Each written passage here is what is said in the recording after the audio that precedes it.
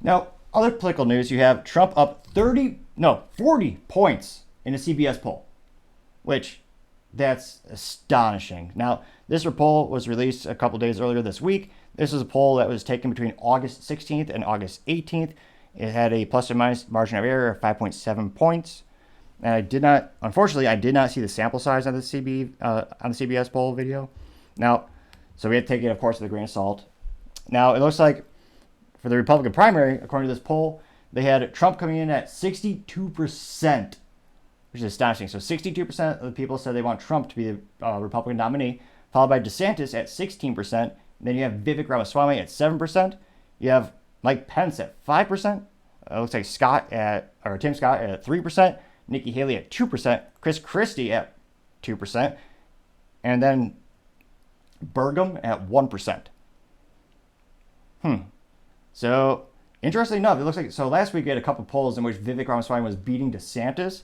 It looks like in this particular poll, he's back to beating Vivek again, going from, that's a pretty big lead from this specific poll. DeSantis coming in at 16, and then, Vivek only at 7. So it'll be interesting to see if Vivek can keep up this growth, or, again, maybe that one poll is an outlier that had him up ahead. I mean, anecdotally speaking, in terms of what I see on social media, what I hear from my friends, and granted, my sample size for that is mostly within Texas, but there are more people starting to appreciate his responses to these deep questions, and they like the way he particularly articulate all of his ideals, and more importantly, how is he going to get stuff done, which, historically speaking, Republicans and Democrats are pretty crappy at. It's probably a fancy way of saying that, but a lot of them, left and right, will just say the same cliche things. Like, Republicans will say, oh yeah, we need our gun rights. Great. Which rights are you going to do? Are you going to repeal the NFA? Are you going to get rid of the ATF? What specifically are you going to do to get gun rights back? Or so they'll sometimes say, we need to get people back to work. Great. How? Will you actually cut the corporate tax? So businesses are incentivized to come to the United States? What are you going to do to actually get that done? So Vivek has done pretty well in that regard, and the videos are quite impressive. But it'll be interesting to see. Trump has such a massive lead.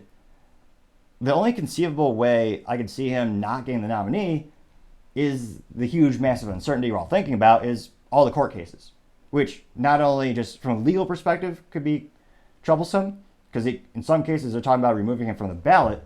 I believe California is actually pushing that, which should be surprised.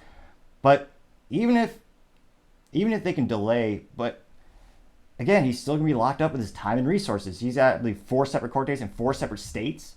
And most of them, I believe, are more on the East Coast and Georgia. But those aren't swing states. And again, every nominee, left, right, usually they focus on the swing states, the states that are known to switch sides. I mean, Trump is going to it'd be a waste of Trump's time to spend more than 18 seconds or 1/10 of a second in California. For decades, it's voted blue. Same with Texas. For a long time, it's been red.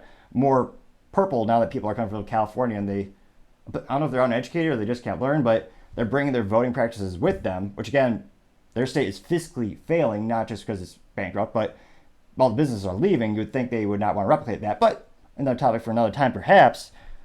It'll be interesting to see, Trump, can he make it?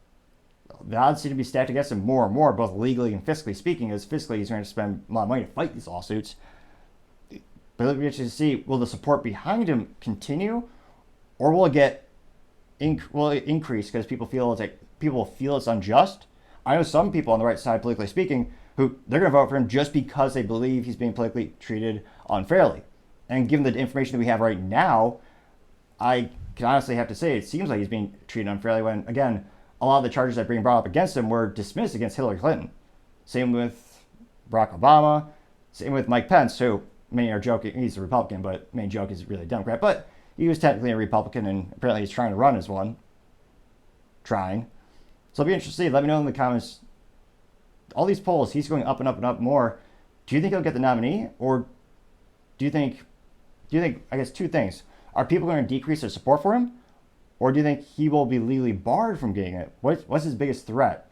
Let me know in the comments. I'd love to see what you got to say. Thank you, everyone, for taking the time to tune in. We're trying to get to 3,000 subscribers by the end of August, so you can click that button. I'd greatly appreciate it. Also, take the time to like and comment. That greatly helps out the channel. The feedback is also invaluable, whether it's giving your evidence or your experiences beyond the topics we cover, or just critical feedback on how I can make the show better. So It's always appreciated. Also, don't forget to tell your family, tell your friends, tell your coworkers, heck, tell your enemies, tell anyone and everyone. Just stay safe, fight the good fight.